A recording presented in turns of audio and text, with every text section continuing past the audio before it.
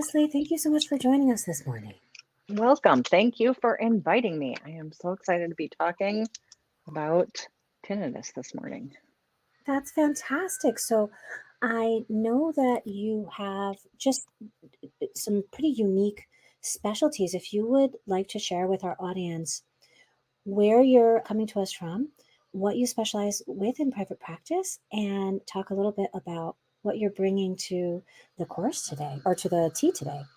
Yes. So again, thank you for inviting me. My name is Leslie Pertz. I am currently in Ann Arbor, Michigan. I always say I'm in a lifelong love affair with Michigan, kind of moved around from way southwestern Michigan to middle of Michigan, and then we've landed here in Ann Arbor. I am in private practice. I specialize in seeing people with reproductive perinatal trauma. I'm an EMDR certified and approved consultant therapist. But there's different parts of my story, and we'll get into different parts of my story, excuse me, in just a second, of why I'm here talking about tinnitus today and how some of the things I might be talking about can help you with people who have ringing in their ears, but also just some things to think about in general with anybody who has any kind of difference or has an issue or concern that you have never worked with before. And then by the end of our talk, we'll talk a little bit more about how you can learn more. So my contact information is right here. People are welcome to email me anytime. I am super happy to get questions from people asking to learn more. You can email me or check out my website at any time if you want to get further consult with me about this topic or any topic. So this morning, we are going to talk a little bit about tinnitus. We're going to talk about how one treats tinnitus, how a person who has tinnitus should probably approach treatment for tinnitus. And then we'll talk a little bit more about how we as clinicians can use EMDR to help, some ideas to consider phases 1 through 3, and then if you need more guidance on this topic. So probably, I think I was maybe in my mid to late 20s, maybe my early 30s. I remember sitting on my couch one day and I started hearing some sounds in my ears. It just felt that, like, all of a sudden, what's happening inside my head here? I am feeling it was a lot of whooshing. It was whoosh, and really, okay, what the heck is happening here? Distressing. I probably should go check this out. So I went to otolaryngologist, or an ENT, ear, nose, and throat doctor that we often call them, and also went to audiology, had my ears checked. I remember when I was a little kid, I had gotten my ears checked a bunch. I think did hearing tests a bunch where you're in the closed room and you have your earphones on and they do the beeps and the beeps. And I had to get that done a bunch. As it turns out, I had a lot of chronic ear infections when I was a little kid. So I think they thought that I had some hearing loss, but as it turns out, I have no hearing loss. But here I was back again doing all these beeps and beeps. And so I see the ENT, I see the audiologist, and what's causing all of this whooshing in my ears. And they basically told me there's nothing we can do about this. It's this tinnitus. There's nothing you can do about it. Go home and learn to live with it. And it's like, okay, I guess that's what I'm going to do. So I went home, and over some period of time, it really did kind of resolve itself. Didn't really keep a timeline of it, but it probably was a period of months or years that, okay, just went away. So I had this whooshing for some period of time, months or years, and then after a period of time, it went away. Fast forward about 10 years, and I had already, so actually these timelines kind of overlap. I also was a sign language interpreter. So that was professionally part of my story, is I worked with people with hearing loss. So I had gotten tested as a little kid. Nope, don't have hearing loss. But then I go work with people with hearing loss. And I worked as a sign language interpreter. And then I went to graduate school and I ended up at the University of Michigan Health System. Also, I ended up here in Ann Arbor, outside of Detroit. And they were looking for a social worker in their audiology clinic. That clinic didn't have a social worker in the past, but they were developing this tinnitus program. And so they wanted someone who knew something about hearing loss and someone who knew something about mindfulness and somebody who was willing to work 8 hours a month, a total of 8 hours a month. And so I think I was really the only person. I think I was probably the only person willing to work 8 hours a month. It was piecing together different appointments. So I worked in this clinic and then I worked in that clinic for 8 hours a month. And but I also knew something about hearing loss, and I also had been practicing mindfulness for a number of years. So it was just some kismet of piecing all these things together, and then here I was working in this clinic. And it was a really great experience because they really had no idea. I mean, the whole health system worked with social workers a lot, but this particular clinic didn't really have any idea of working with social workers or mental health. It was run by audiologists. The whole clinic was run by audiologists. Yes, they had otolaryngologists. No, I'm sorry, otologists. So it's a different specialty, basically a surgeon than otolaryngologist, not just ear, nose, and throat, but an otologist is just ears. So the medical director was an otologist, just ears, but it was run by audiologists, and they didn't really know anything about working with social workers or mental health. And so over a period of years, I got to develop this entire program that was integrated of dealing with tinnitus and mental health. So I did that for a number of years before, over the last couple of years, I've transitioned to working in private practice and another branch of the story of my life and career really focused more on reproductive trauma. But this part of working in tinnitus is part of my professional story. So, what is tinnitus? You may already have noticed that I'm saying it is tinnitus. So I've written it out, and I don't know if I have gotten the proper procedure for putting accents on different syllables. But those of us who have worked with tinnitus, I've never heard any professional, healthcare professional or audiologist call it anything but tinnitus. Now, the thing always was is we would say, oh, yes, you can say tinnitus or tinnitus, but everybody always called it tinnitus. So it's, to my mind, I just never use, and it indicates that you at least know something about this. If you say tinnitus, then it's probably you've learned it online or you have gone out and looked about it about things online but don't really have that professional knowledge. It's just kinda like that secret information, that secret unspoken information that if you're using the word tinnitus, you must know something about tinnitus. So this is really similar to chronic pain or phantom pain. So think of it like phantom pain. When someone has had a limb surgically removed, there is people will talk about, oh, yes, I have had an amputation, but I still feel the experience of itching or pain or some sensations in the leg that actually is no longer there. So tinnitus is the exact same mechanism, it's just a different sense. We have an experience in the brain of hearing a sound, but there is no sound waves hitting the ear. I learned actually over a period of time in my career as a sign language interpreter, actually people who are deaf. So people who are deaf for now, of course, deafness has many, many reasons for causing the causes of hearing loss. But even people who are deaf can still experience tinnitus, even though they don't have any sound waves hitting eardrums or going into the inner ear or reaching the brain, they can still have this experience of tinnitus because tinnitus is an experience that happens in the brain. It is almost exactly that phantom pain experience, but it's just a different sense mechanism. Now, there are a couple of different reasons why people can have tinnitus that are actually medical causes. So there is a phenomenon called dehiscence.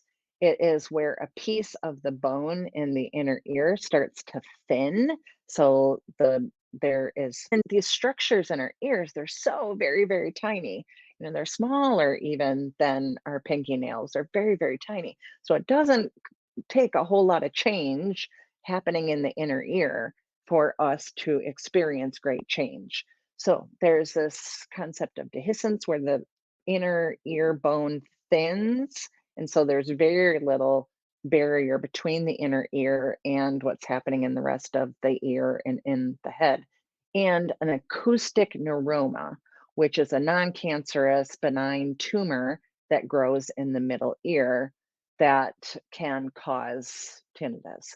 So, tinnitus itself is not an illness or condition, it's an experience that we have.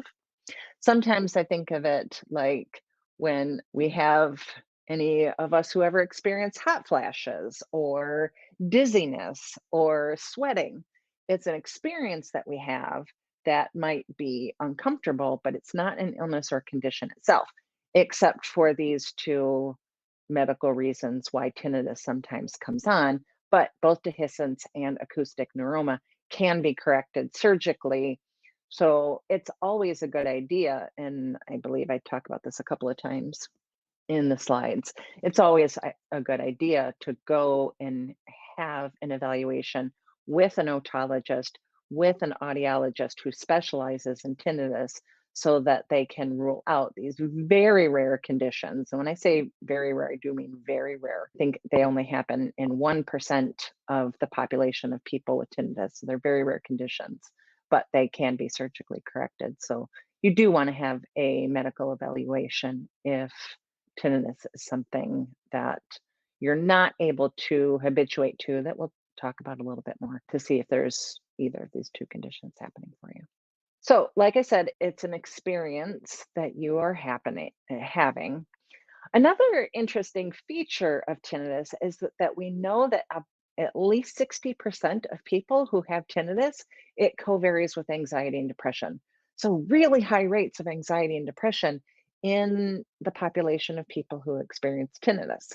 There, we have not, in the research, has not figured out the chicken and egg problem. We don't know which one causes which, or if they just happen at the same time. So we know that 60% of people with tinnitus, at least some data shows it's even up into the 80%. But people with tinnitus have anxiety and depression, highly covaries. So we don't know if anxiety and depression cause tinnitus or tinnitus causes anxiety and depression, but they highly covary. So we do know that treating anxiety and depression is a very common and a required feature of treating tinnitus. So when I was working in the tinnitus clinic, we often talked about kind of two different kinds of patients. There's a patient who experienced tinnitus, and there's a tinnitus patient. And we didn't mean that flippantly or disparagingly, but it was really to differentiate maybe the 60-40 is the people who are experiencing tinnitus. We can give them some psychoeducation and information to learn how to habituate with tinnitus. And then there was, maybe I'm getting that wrong. Let me say that again, the 40% of people that we needed to give education and some tools to habituate to. And then there was the population of people that we were really dealing with several different factors, that we were dealing with some anxiety and depression. And really, a lot of times, people who just wanted that tinnitus to go away quickly. Kind of like in my own story, where I started suddenly one day noticing that the tinnitus was happening. And then so I just wanted it to stop as quickly as it came on.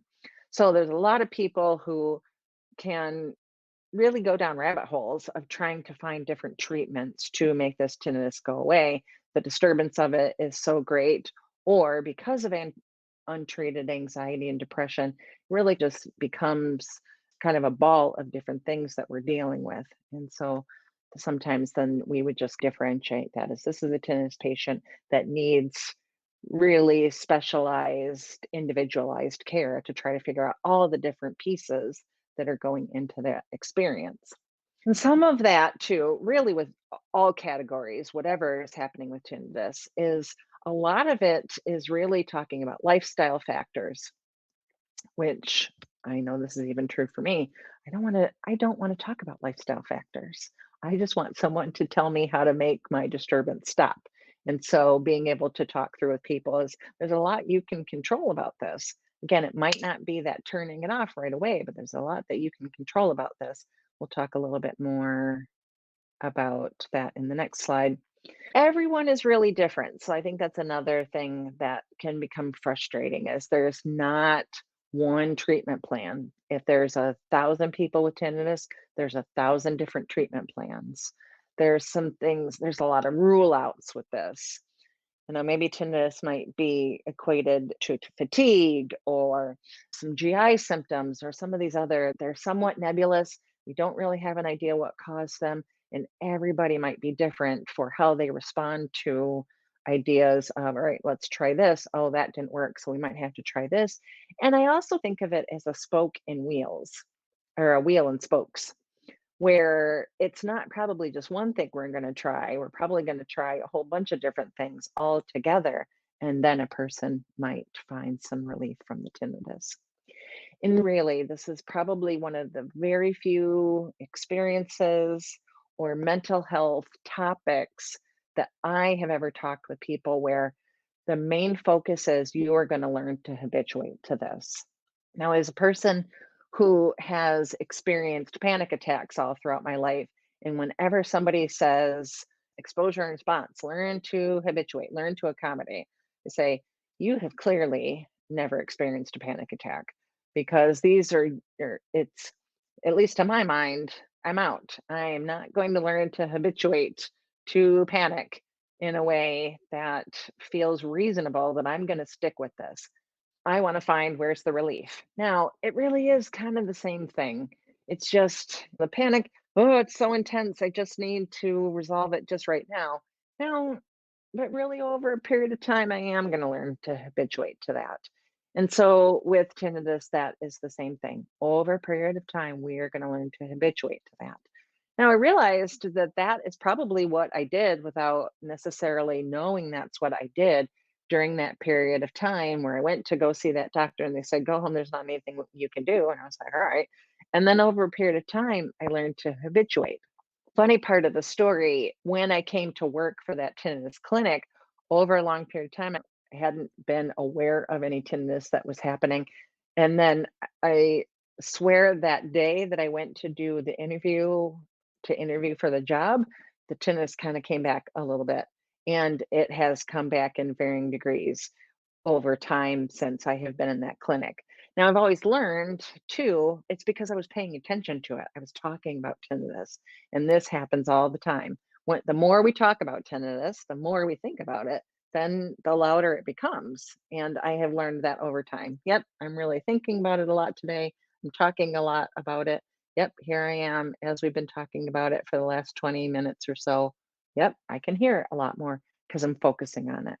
So that learning to habituate is finding how we can just put it in the background. Yep, it's there, but I can go about my day as I normally do. There's not anything I can do about it. So this idea of learning to habituate, there's probably other factors of things that we have to do. We're going to have to talk about lifestyle factors. We're going to talk about being able to engage in some stress reduction, which we'll talk about some phase 2 stuff once we start talking about EMDR. There's lots of different things that we're going to do, but really the main goal is learn how to be okay with tinnitus, even if tinnitus never changes. Same ideas with chronic pain, same ideas with phantom pain is we may or may not make that experience ever be different, but we can learn to be okay. So, as I said, everybody is very different. It's one of those frustrations that I had heard over time is that what caused this. So everybody is very different. A lot of people, so that tinnitus patient that I was talking about would be a person who often would want to find what the cause is, right?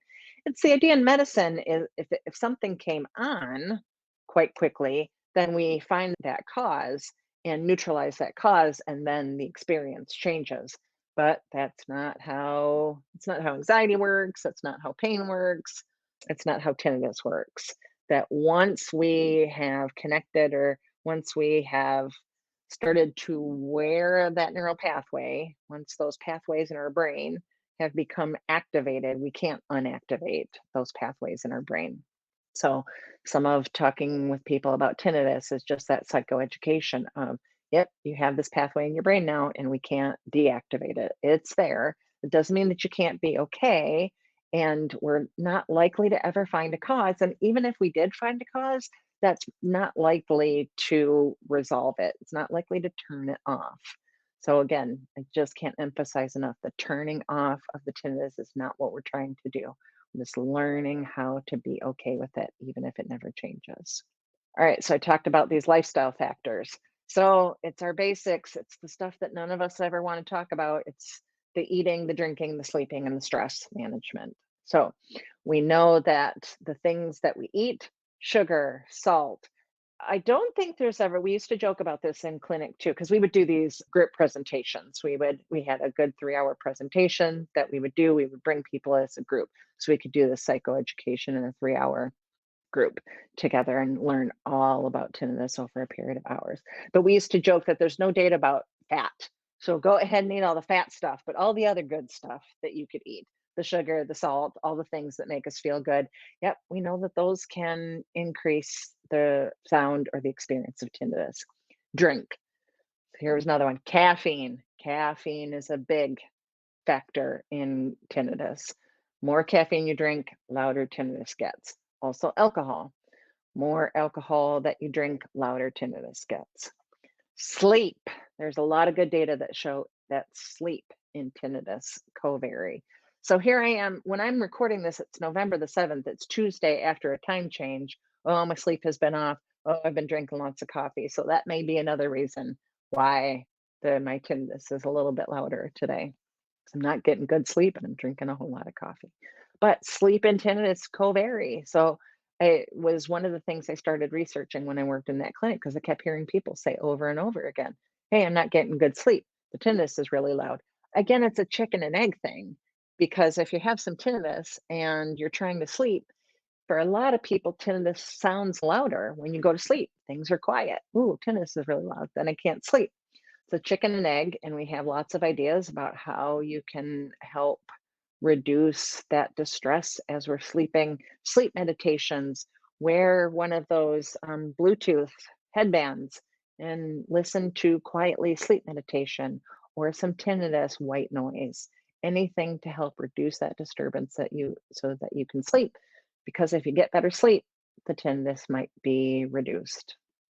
And then stress are basic old stress reduction factors. When people have higher stress, even if they don't necessarily feel stressed, but if they are stressed, then we know that the tinnitus disturbance can increase. So plain old boring stuff that we're always preaching to people.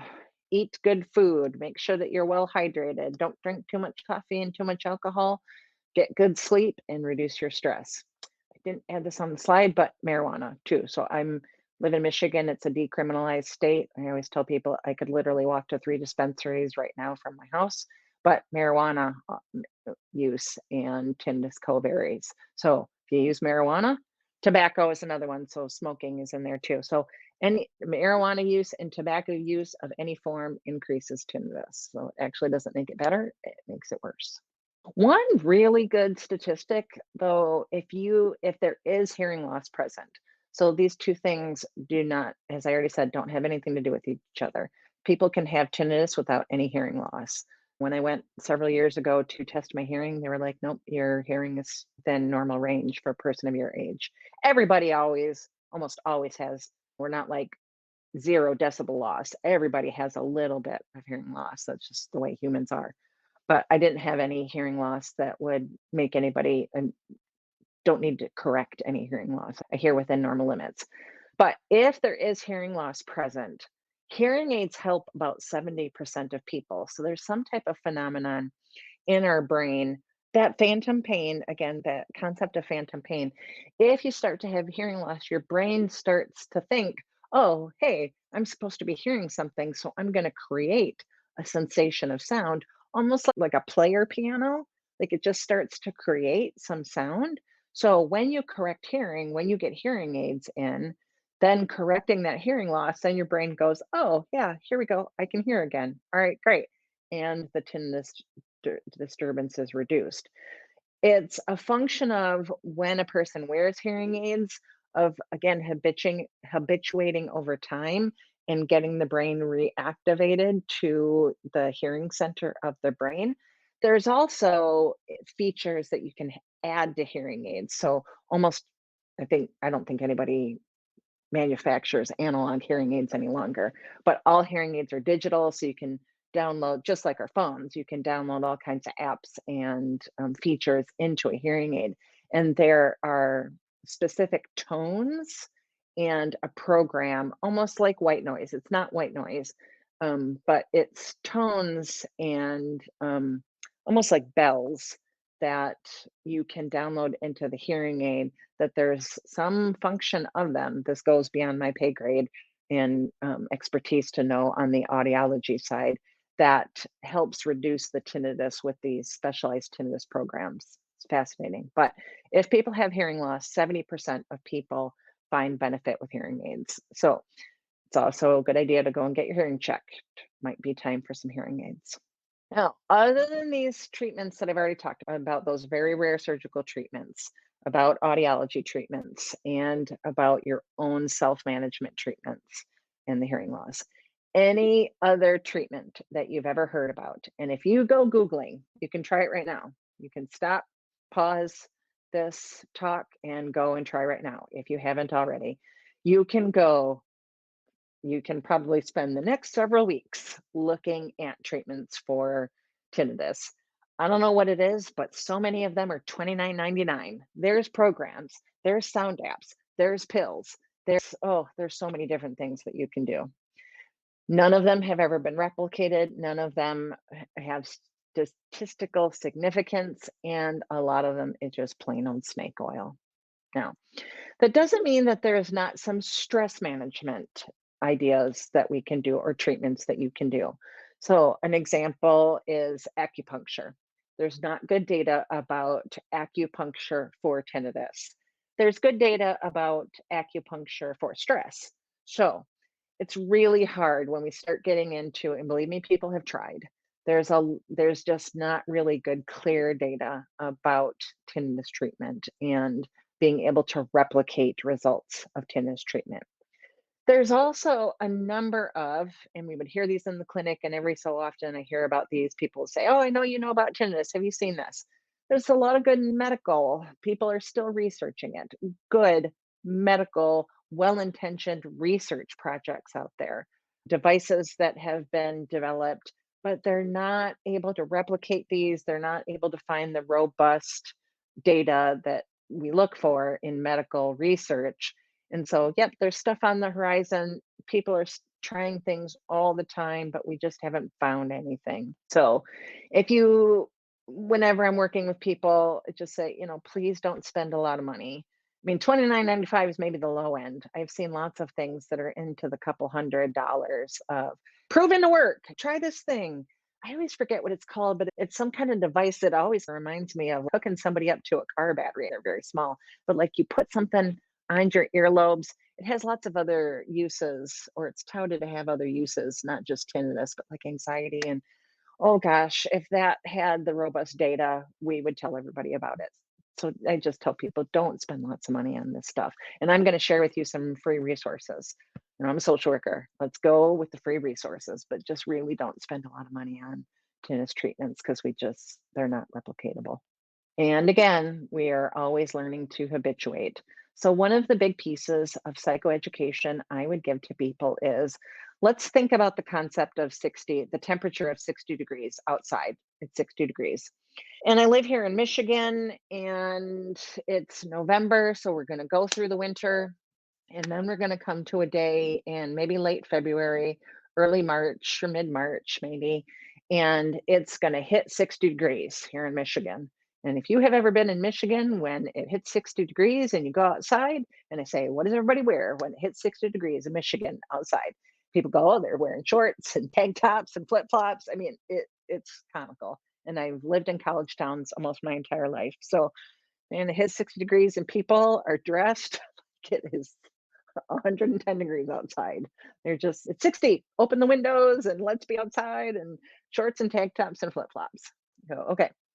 Then we go through the spring, we go through the summer, and then it comes maybe late August, early September, or mid September. And then we hit that 60 degrees again here in Michigan. And then what are people wearing?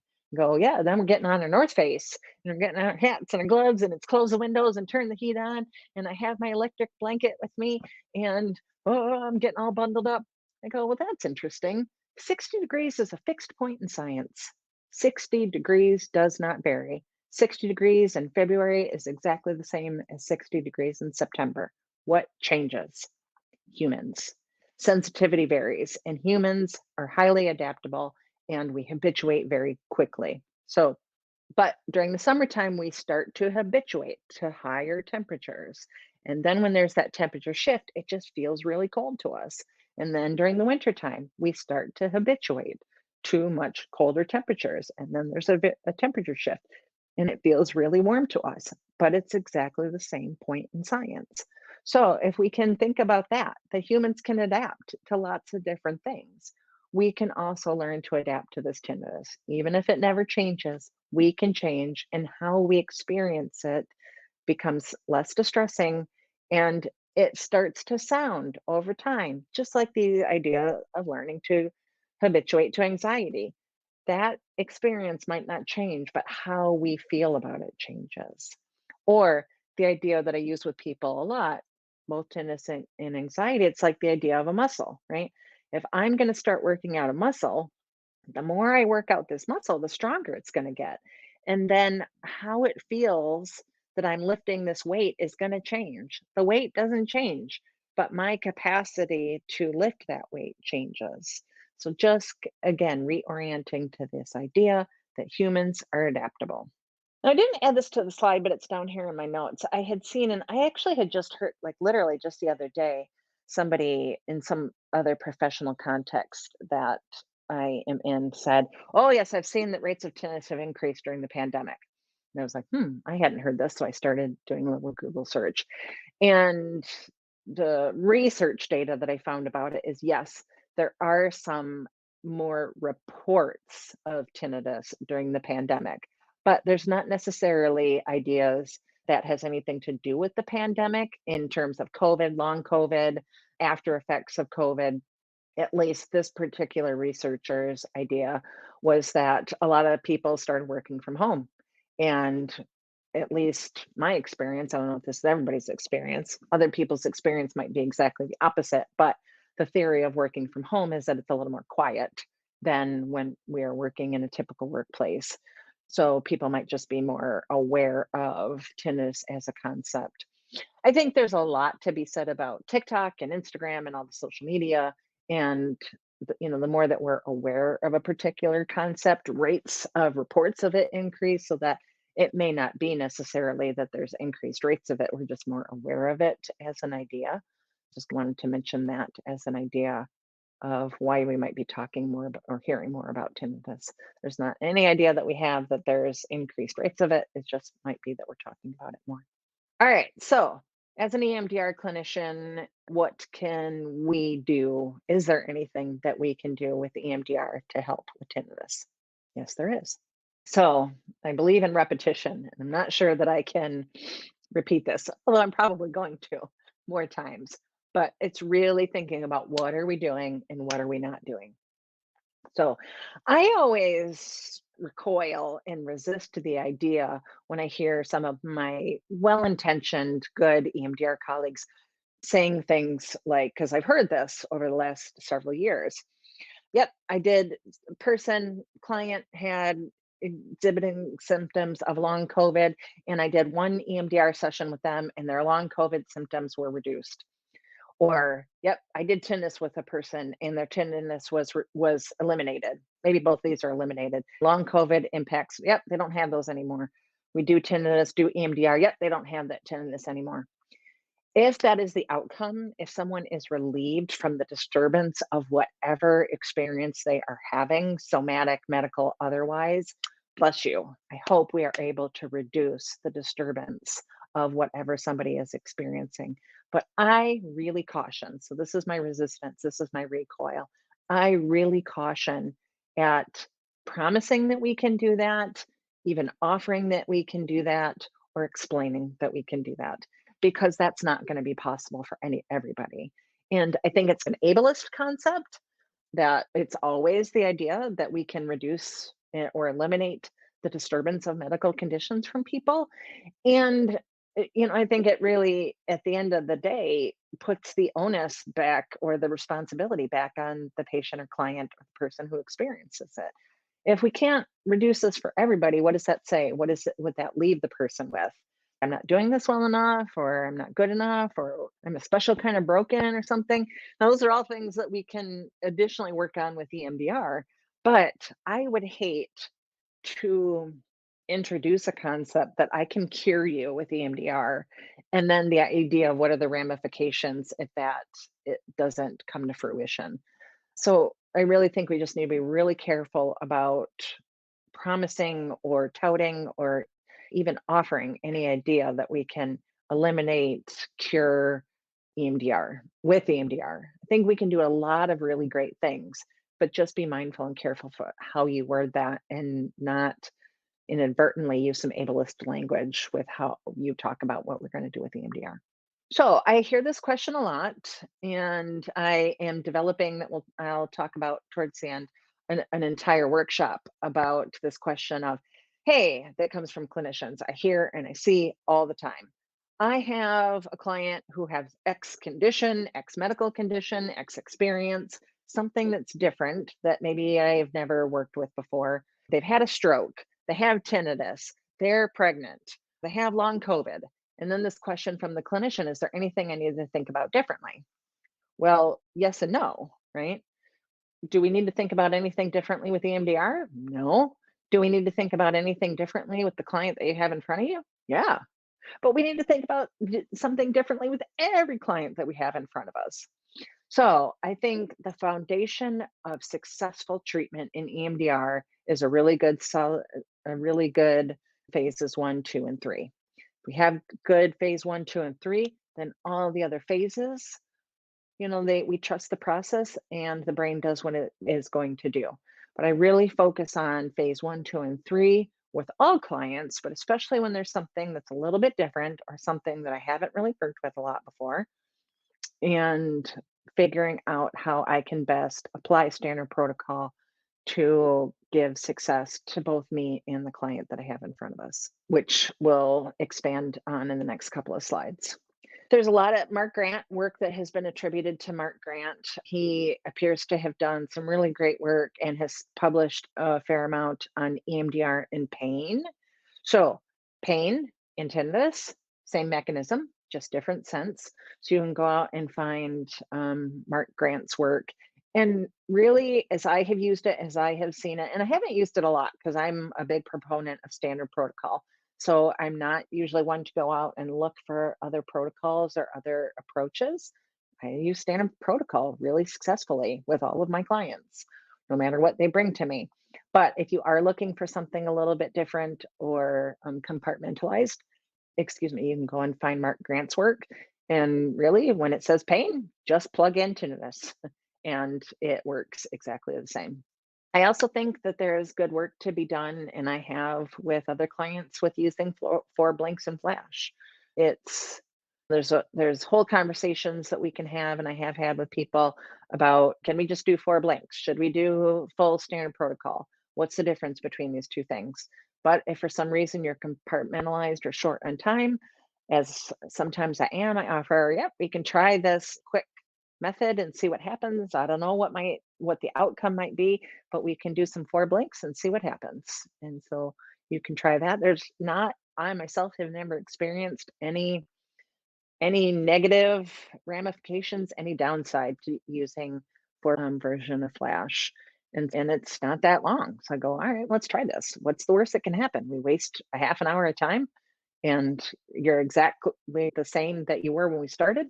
That doesn't sound like a big risk to me. So let's go ahead and try it and see what happens.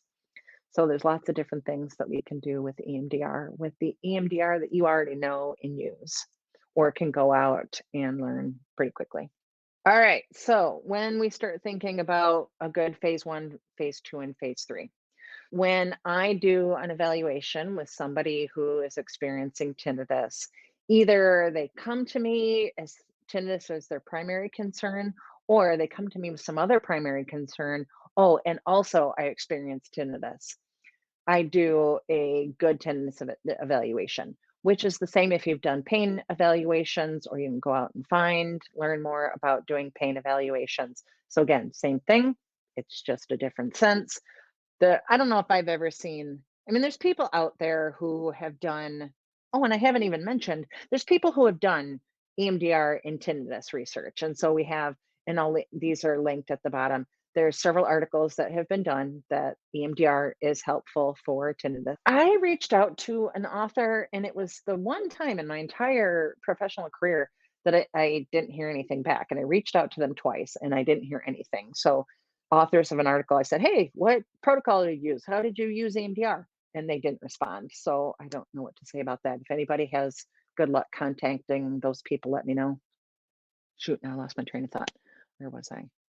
I do a good pain. Oh, tinnitus evaluation. Of the very few that I have ever seen of tinnitus, people who say they're doing tinnitus work and specifically specializing in tinnitus, for whatever reason, they have not been as giving as I found. EMDR clinicians or lots of other clinicians are like, here, sure, here's my research or my resources. Go ahead and have it.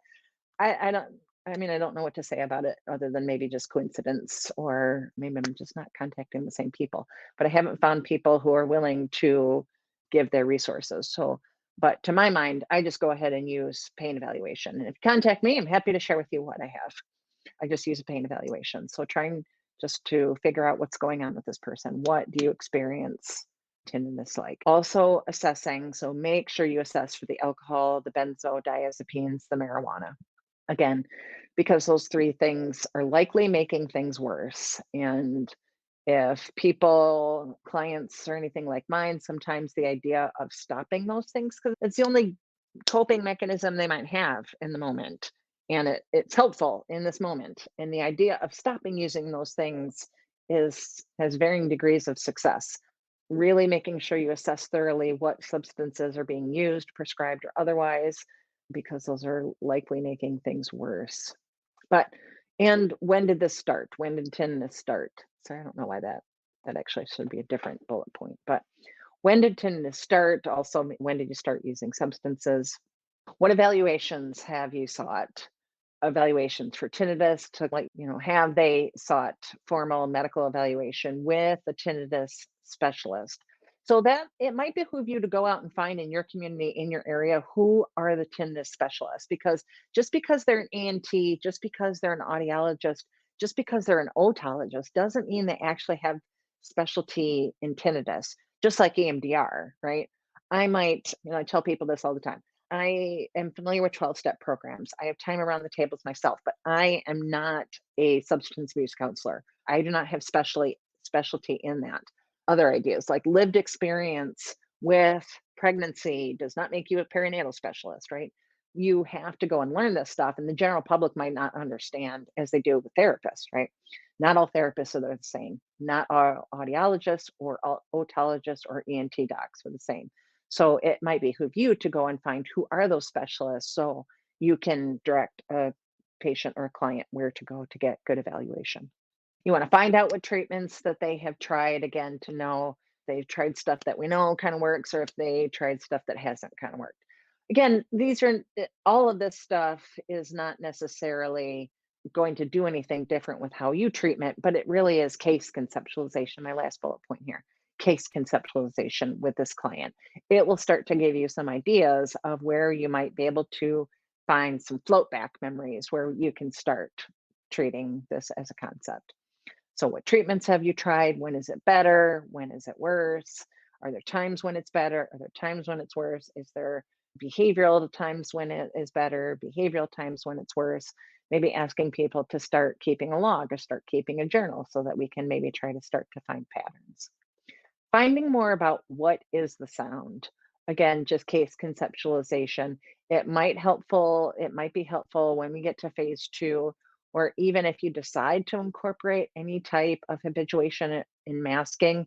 If they have some cricket sound, is going and finding a cricket sound going to be helpful to you to help them habituate? Or is that something that you want to stay away from until they have some better habituation techniques? Sometimes the white noise, people have reactions. So it's not really about changing anything, but just so that you can conceptualize this as a person and then start thinking about different ways that you can approach the person. You will also want to find, are there any other precipitating factors? So is there some trauma, any other type of kind of our big T traumas. Was there a car accident? Was there a stroke? Are there other catastrophic illnesses? Is there a recent cancer diagnosis or any other cognitive changes? Are you noticing? And this is why a having secondary data like a family member or somebody else, a spouse that can fill in this information for you. Are there cognitive changes? Is there dementia possibly going on? So those factors that I saw in my clinic over the years co-varied. So people would get in a car accident and then a couple days later start to notice the tinnitus.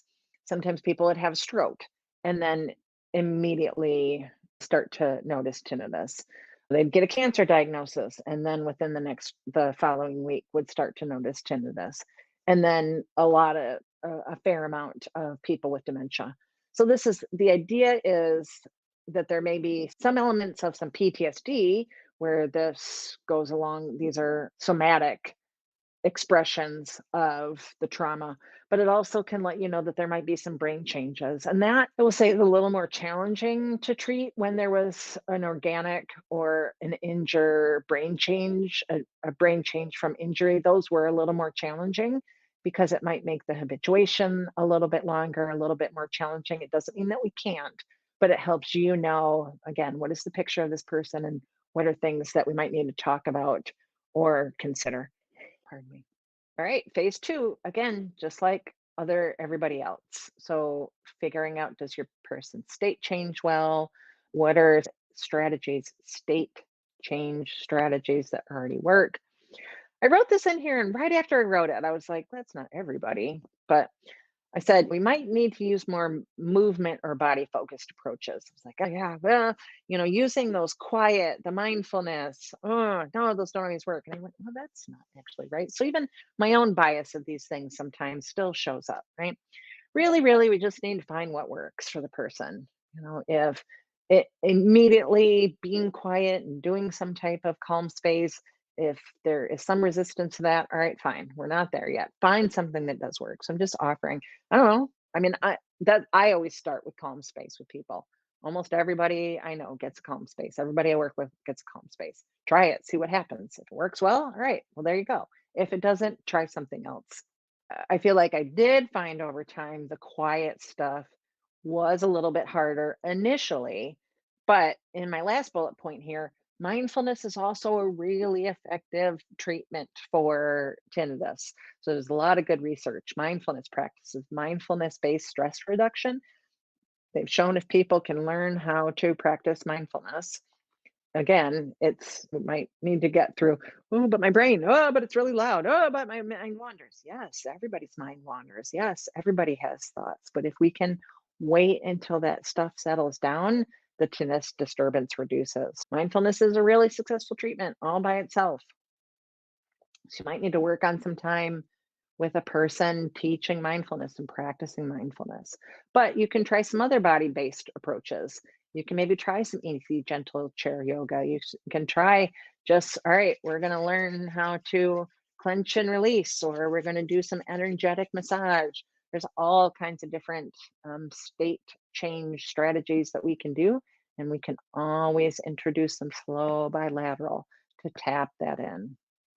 Anything that you can think of and work with a person on to help in phase 2 is probably going to help overall with the picture of the person you have with tinnitus. EFT or tapping, if you have ever heard about this, is also something I think it gives people agency, right? I'm going to teach this to you and then you can go and do this anytime. Again, I haven't seen great data that is convincing about EFT for tinnitus by itself, but it does seem to be helpful for stress. And again, gives people agency, something that they can do. It's a decent state change approach. So go and learn. There's a bajillion videos online to learn EFT tapping, and it's pretty simple. I think even my website has some stuff about EFT tapping. Learn EFT tapping, go teach someone how to use it, and that can be useful also. All right, then we get to phase 3. Phase 3, again, really just the same way that we do phase 3 with anybody. Remember that there are 3 types of float back. You can float back the thought, what do you tell yourself about this tinnitus? I can't enjoy my life. Okay. When's the first, worst, most recent time you remember I can't enjoy my life? This is I can't live like this. All right. When's the first, worst, most recent time I can't live like this? Whatever. We can float back the thought. Remember, we also have affect and somatic. All right. So, what happens? And this is, I think, getting a little bit into some of that pain protocol stuff of, all right, when you have the tinnitus, what emotions happen here? What do you think about what affectively comes up for you about this? All right, float that back. When's the first, worst, most recent time you had those same emotions? I felt panicky. All right, when's the first, worst, most recent time you felt panicky? I felt a sense of dread. All right, float that back. I felt trapped. All right, float that back. And then also somatic. There's an interesting feature I found every so often that people would express tinnitus, would explain tinnitus more as a somatic. And so it's just being curious and parsing that out. People would say, I remember somebody saying one time, I feel the tinnitus in my neck.